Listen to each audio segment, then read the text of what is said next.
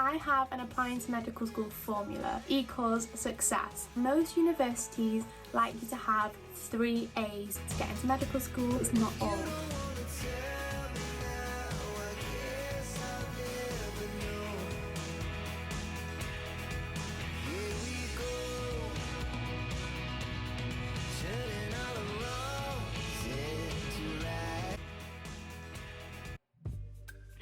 Hello everybody, so my name's Amelia and I'm a first year medical student. I've just finished my first year and I'm going to second year in September, so it's really not been too long since I applied to medical school. I also applied twice, so I've got even more experience in that area.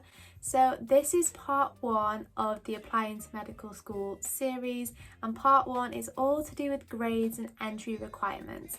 I'm going to try and do a quick 10 minutes blast because I've just filmed a video and I've been speaking for about 45 minutes and nobody wants that. We just want the information quick speed. So that's what we're aiming for. I have an applying to medical school formula, and that formula is grades plus UCAT score plus personal statement plus work experience plus your interview plus a bit of luck equals success. With that being said, let's get into the first one, which is grades. So what grades did I get at GCSE and A-level? I got 11 grades at GCSE. I got 8 A's and 2 A stars, and I also did a BTEC, so I got a distinction star. I took the core subjects, obviously, so I took English, I took maths, science, I did English literature. I also did Welsh because I went to a Welsh school. I took triple science, I took history, and I took animal care, and then obviously we did the extra ones that you just have to do. So what A-levels did I take? Get ready for this, sit down in case you're gonna fall over. I took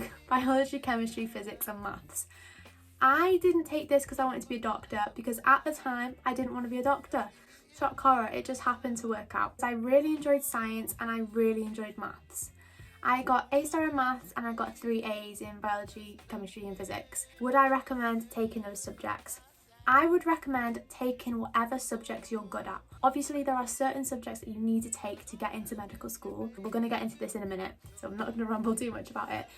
But you also need to take subjects that you're going to do well at and that you enjoy, because if you enjoy them, you will do well at them. So it's a fine balance. You need to figure out what you need to take versus what you want to take and meet somewhere in the middle. With the year that's gone by, I kind of wish I didn't take physics, not because of the workload, because I feel like there would have been something else that would have been more beneficial to me. For example, my friend who wasn't doing medicine, who's studying law, when I was doing my psychology block, she was helping me because she did psychology at A-level. She knew half of it already. I was thinking, why on earth did I not take psychology? Because physics has given me absolutely nothing towards my degree, and psychology would have given me a whole block of knowledge that I would have had a head start on. Take whatever you enjoy and whatever you think you're going to be good at. I'm not telling you what to take, it's very individual to you, but psychology is a good one that I wouldn't pass over. What GCSEs and grades do you need to apply to medical school? So because I live in Wales, I'm a bit iffy on the 1 to 9 grading system because we don't grade our GCSEs like that. So if I get it wrong, I do apologise, but I think I understand it. Okay, so most medical schools like you to have 5 GCSEs between 6 and 9 or a B and A star. With that being said, the most successful applicants usually have a 7 or above. They like you to have a minimum of a 6 in maths and a minimum of a 6 in English, and there's no requirement for English literature. Science is a little bit of a grey area, and I'll tell you why now. All medical schools like you to have a science at A-level. We'll get into that in a minute. They don't necessarily have a requirement for science at GCSE because you're doing the A-level of that science. That's where it gets a bit complicated, because you might not necessarily need the science grade to apply to medical school, but you might need the science GCSE to get the science A-level to apply to medical school. With that being said, some medical schools that don't require a certain science, for example, will want you to have a minimum of a 6 or a 7 in that science that you're not going to have the A-level for. If you do really well in your GCSEs, Apply to medical schools that weight your GCSEs highly, because it's really important to utilise your strengths. I've gone about this so much in other videos, but it's really important. Look at the entry requirements, look at what you have to offer, and apply to the universities that you are most likely to get accepted for, because you want to increase your chances of getting accepted as much as possible. Let's move on to A-levels. So what A-levels do you need to get into medical school? So when I decided I wanted to be a doctor, I had already completed my GCSEs and I had already taken my A-levels.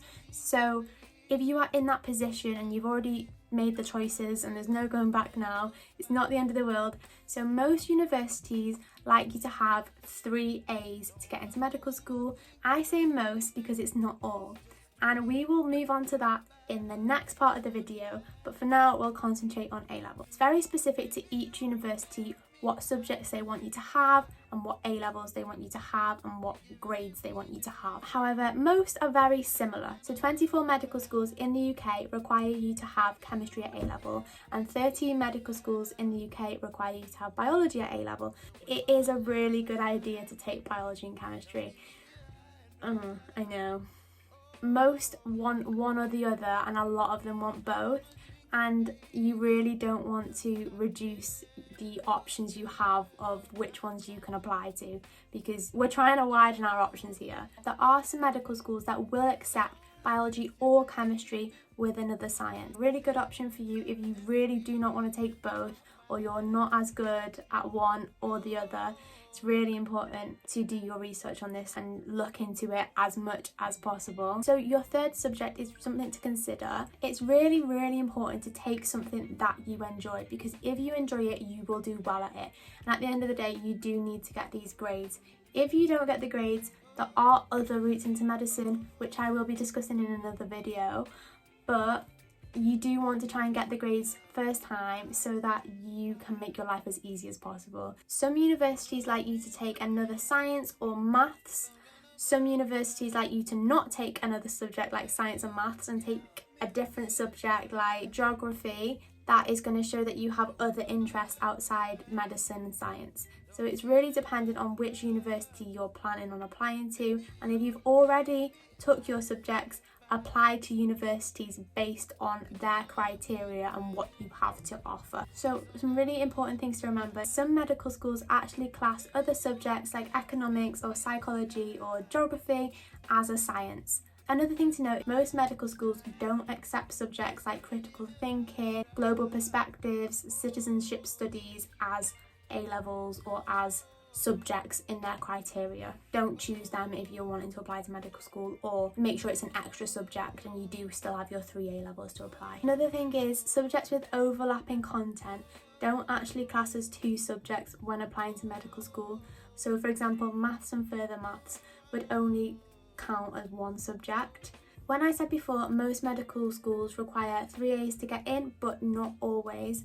This is because there are different routes into medicine, and these routes are something that I was not aware of when applying to medical school. So I'm just going to let you know about some of the different routes that you can take into medicine if you're in the position where you don't think you're going to meet all the requirements to be accepted to medical school. So you can take a gateway year, which is an extra year with that medical school before you actually start the 5-year degree. Second thing is an access to medicine course. A lot of medical schools offer this, which is for people who may be disadvantaged in some way or not able to meet the criteria for some reason. You could take another degree and apply to medicine through postgraduate, or you could look at studying abroad. So there are just a few different routes into medicine. Obviously, they're not all the routes into medicine, and I am going to do a separate video on different routes into medicine. So if that's something that you're going to be interested in, please make sure you give that a watch. This was the first part of my Applying to Medicine series. Thank you so much for watching. I really hope this video has been useful if you're applying to medicine or looking at applying to medicine. If you have enjoyed, I would really love it if you would like and comment down below and subscribe to my channel. Thank you so much for watching. I hope you've enjoyed, and I'll see you soon. Bye.